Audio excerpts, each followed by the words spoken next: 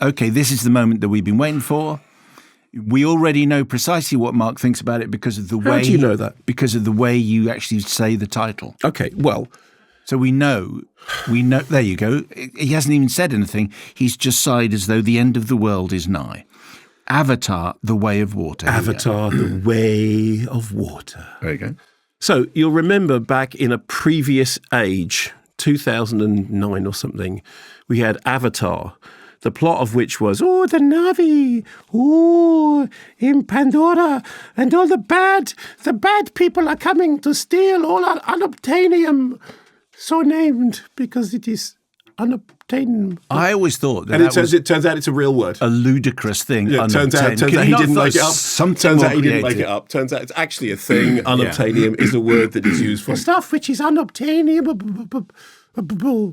Anyway, all that happened, and I actually, funnily enough, I went back and I looked at my review of Avatar that I did with you, and I was unbelievably reasonable. I thought that... You think? No, really. I said things like, well, it does have wow factor, and it does have, there are things about the world that you do look around it and you go, and I'm watching myself doing it, and I'm thinking, Mark, you are being fantastically reasonable. It was like I had actually decided to rein myself in. That lasted about 5 seconds. So it was a big 3D thing. That was at the point in which 3D, it's so immersive, the 3D, we are in the world. And of course, happened in many cycles during this history of cinema, everyone went 3D. Thought, let's not just go back to 2D. Why, when you say 3D, do you put on that voice? Because it's the voice of, it's immersive. What is that voice, though? What is that voice? It's just a voice in my head. It's just a voice in my head. Do you think you should bring it up at your 3D next sounds. Session? I have this voice in my head. That's right. You have a voice in your head that explained... Yeah, but she's called Hannah. Oh, fine. So the voice in your head is fine because she's got a name. Yes. But the voice in my head is just the voice of, the residents of... Anyway, so this was the big thing that told us what 3D could do, and the answer was, not much, let's be honest. Anyway, a decade or so later, we have the sequel. And in terms of plot, so Jake Sully, who you remember, went native amongst the people of Pandora, the Na'vi, inhabits his alien avatar. So now he and his partner, Neytiri, played by Zoe Saldana, have raised a family on Pandora, and the stuff is happening. You're teaching the children to fish in the waters of Pandora. Anyway, does anyone in the film talk like that? In my head, they all talk like that. Okay, lots of voices. There's a new star in the sky, which must mean the sky people are coming back. Oh dear, what shall we do? It's like Elmo. Is Elmo in this movie? So because the sky people are coming back, we must give up our tree-hugging ways and go and live with the water tribes many, many miles away. They're Italian. They are. So they run away to the water tribes where they meet the Metcaina tribe. Let's hope they've got a different voice. And they have they're slightly purplier. And the Metcaina tribe children don't initially get on with the blue children, no, because there's lots of rivalry. But then there's going to be a whole teen bonding thing, and then they must learn the ways of the water, the reef people, and these will involve learning to ride skim wings, which are things that go up and then they go down in the water, and then they go up and then they go down in the water. Okay. And then befriending a big whale-like thing that's got one of his flippers has been damaged by bad things. So it's Free Willy in space. And then there's some bits in that stuff when they're learning about the water. We haven't got a clip, incidentally, so I'm just doing this. Why have we got a clip? Because they just gave us a trailer. So anyway, these things happen with the watery thing, and we know that they're exciting because characters go woohoo, and whoa, yes, and that's a way of going, hello audience, this is an exciting bit because the characters on screen are shouting woohoo. There we go, and then all that, but it's short lived. It's very long lived. In fact, it's 3.25 hours long. The bad people from Sky are coming with their big machinery, and I saw all this bonding stuff will be. So here's the thing. I loved it. You loved it. I loved it. So I went to see it in the premiere, and I saw it in the best possible circumstances, which is, in the best possible projection of the best possible 3D. I had the wretched glasses balanced on my glasses for like 3.25 hours. And the film started, and it was like, oh yeah, I remember this. It's Smurfs in space, isn't it? Yeah, it's that. It's Fern Gully. And then it was like, oh, no, okay, fine. They've left the tree hugging bit, so now they're going to have to learn the way of the water. That's going to take a long time, isn't it? There's a very long time when they learn the way of the water. What is the way of the water? Oh no, I don't want that voice again. I just want to know what that is it. It's the way of the water. The water has a way. The way. What is the way of the water? Whoa.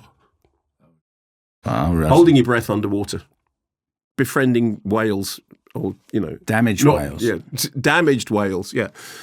Anyway, so this thing starts, and then and there's a feral human child who growls occasionally, and then there's very little. I think no mention. I think of unobtainium. I think they've just forgotten about that. Or if they did mention it, it somehow passed me by. Anyway, so I sat there. So for the first hour, I thought, okay, this has reminded me everything that I disliked about 3D and everything that I disliked about the design of Avatar, because I don't care what anyone says about the visual world of Avatar. The design of the residents of Pandora, the whole thing looks like somebody just looked at a Roger Dean album cover from the 1970s and then took some drugs and went, ooh, ooh. So there's that, right? So then there's all the setup-y stuff at the beginning, and then there's stuff which I don't want to spoil, but I don't know how it'd be possible to spoil because there's so little. But there are famous actors that you have heard of that come back in ways that perhaps you don't expect them to come back in, and I just don't want even to get into it.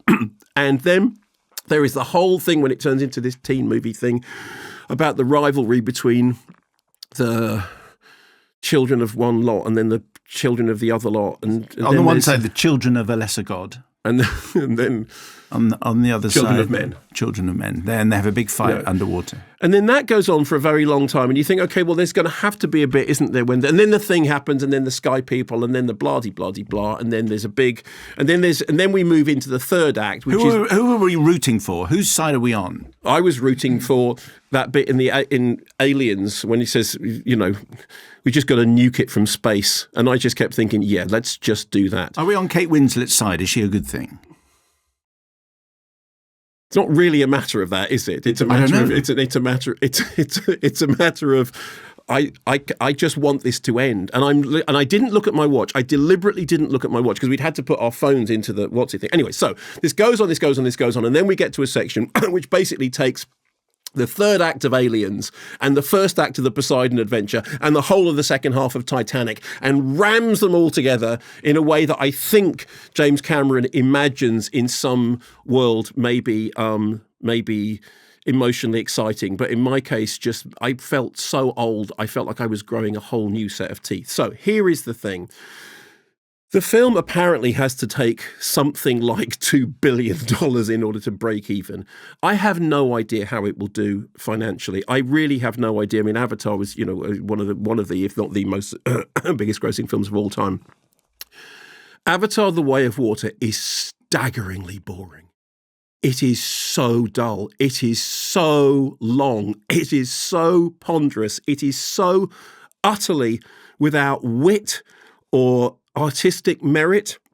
It is a big, thundering, lumbering, tech-driven, wet Smurfahontis borathon that starts, it goes, whilst the characters, whoa, oh, the tone of the film is,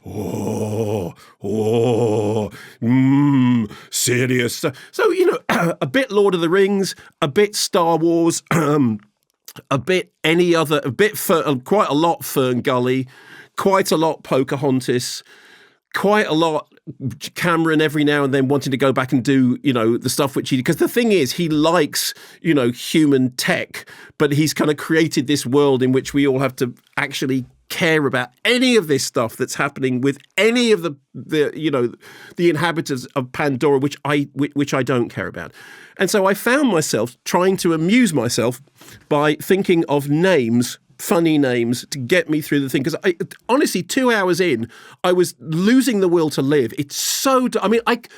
I genuinely don't know how it's going to do, but I would be staggered if other people find it really thrillingly exciting and immersive. So here's what I came up with, because I came out of the film, and obviously the reviews were embargoed. You were allowed to put stuff on social media, but of course I've come off Twitter because Elon Musk is an arsehole. So I just texted you instead. Here are the highlights of the things that I came out. As I came out of the screening, and I bumped into a critic who had really liked the first film, and he looked at me. I went, "Don't," and he went, "It's all right. I hated it too." I was like, "Okay, fine. It's not just me." Here we go. Alternative titles for Avatar 2: The Way of Water. Ooh. The Persnorden Adventure. Good. I saw all these on my phone. You didn't see all of them. Some of them. I saw the ones you sent me. The Persnorden Adventure. A Bigger Splosh.